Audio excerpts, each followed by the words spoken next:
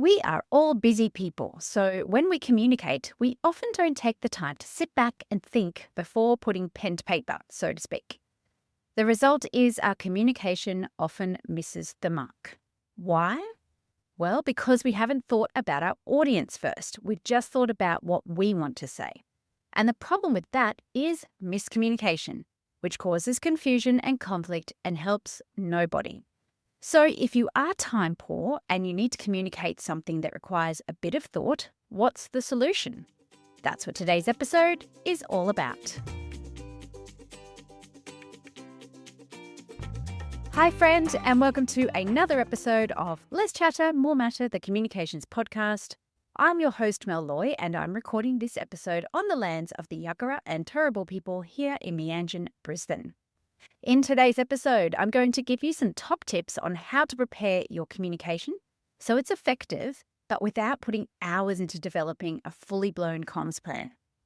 There's two reasons for this. Number one, as I said in the intro, you are no doubt a busy person with very little time to sit and plan your next piece of communication. And number two, your audience is also busy.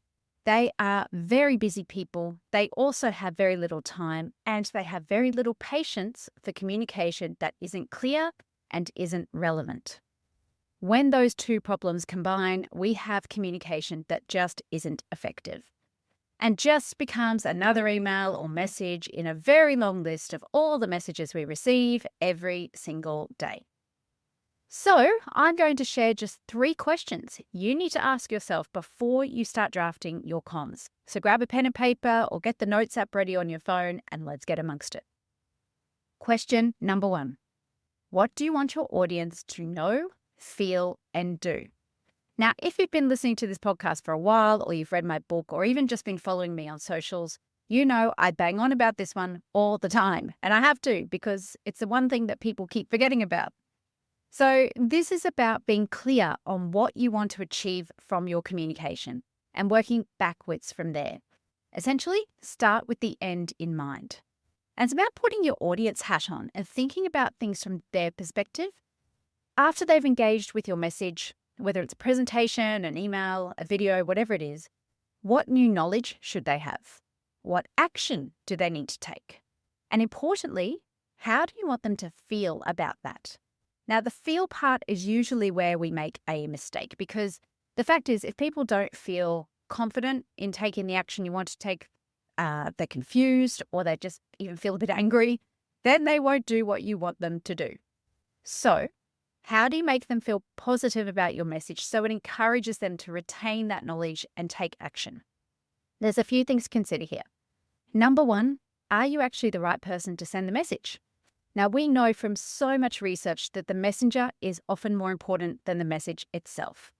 There is a bias called the messenger effect, and it means we tend to be more influenced by who is communicating rather than the content of their message. It comes down to things like likability. Do I like this person? Are they credible? And expertise. There's also the authority bias where we're likely to take an action requested of us by an expert or an authority figure, even if we disagree with the request. And there's plenty of experiments that show that in action. It's quite scary. You'll find this one actually to be more prominent in cultures with very hierarchical structures. And one other bias to mention here is the halo effect, which means we tend to unfairly give people more positive thought if we've had a first good impression.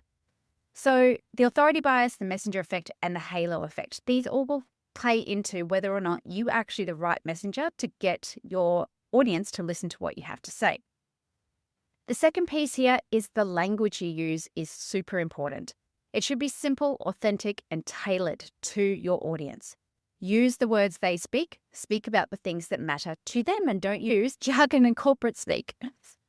And number 3 is use a tone that is approachable but professional. There is always a balance between being concise and then potentially being too blunt. So think about the tone you use and how that could make your audience feel. So it's about being polite, respectful, and if you're not sure of the tone, ask somebody else to read your message first. Okay, question number 2 is, what level of knowledge do they actually have about your topic? not what you think they have. Now, too often over the last 20 plus years I've been doing this, I've heard things like, I sent an email, so they should know about this, or we spoke about this at the team meeting, or there was an intranet article about this. Why don't they know? Why don't they listen? Basically, what's happened is somebody has broadcast something rather than communicated a message. And they expect that of the hundreds of messages we receive every day, their message stood out and was absolutely the most important and was definitely remembered. Guess what? It doesn't work that way. So that's one part of the equation, is thinking you've communicated when you haven't. The second part is the assumed knowledge. So you forget that people don't have the same context or level of expertise that you do. And this happens quite a bit, I've seen, with strategy. So senior leaders live and breathe strategy development for months on end. And then they forget that those further down the chain haven't had that same level of involvement. And so they can't understand why their team members don't know about it or can't explain the strategy. Often sit with technical experts too, like IT people, engineers, mathematicians, data scientists, etc. They forget that not everyone has the same level of technical expertise, so they don't explain things simply and tend to use a lot of technical language.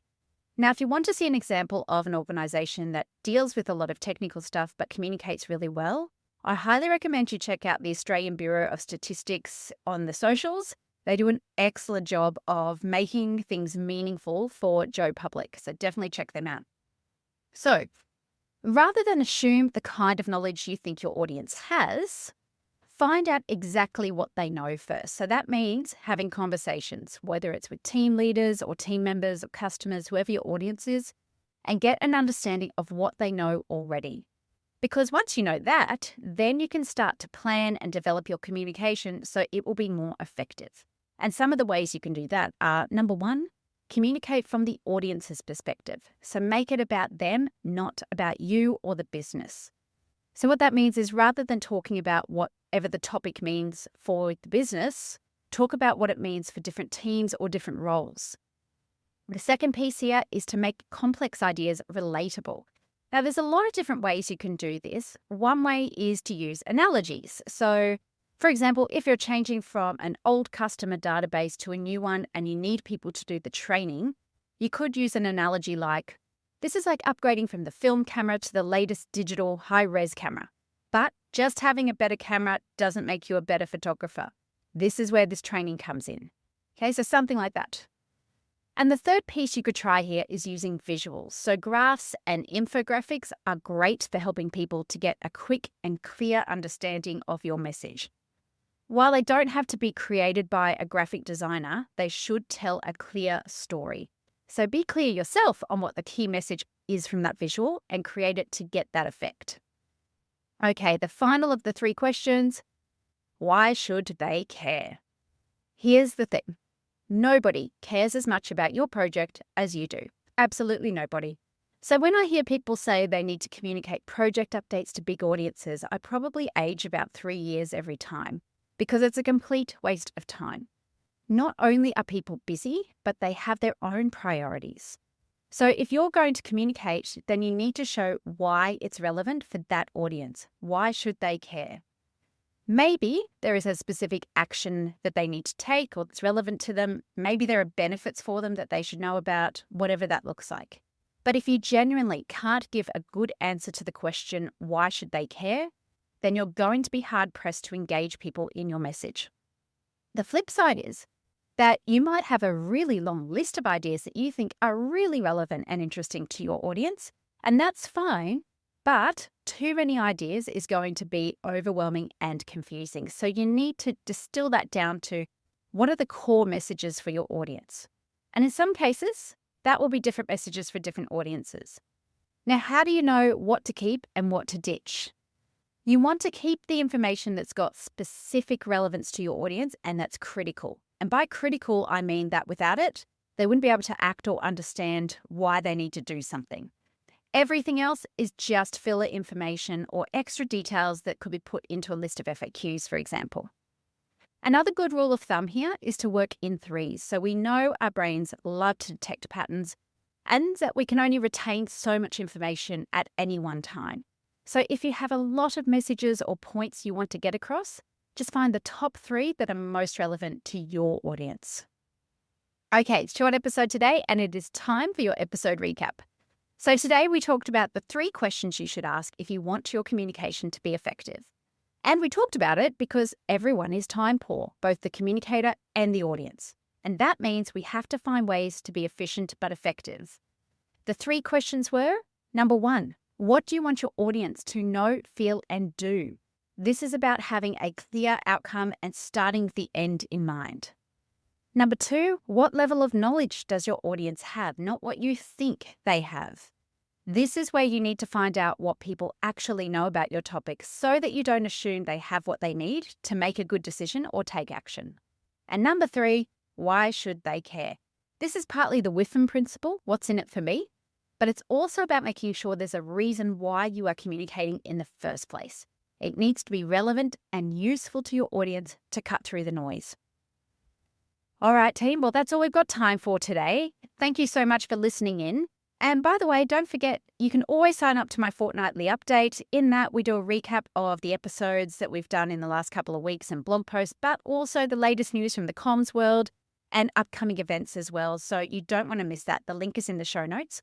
Also, some of these tips are included in my new book and expanded in a lot more detail, obviously. And if you want to find out more about the new book and pop your name down on the wait list, head to lesschattermorematter.com. That's it for today. Keep doing amazing things, and bye for now.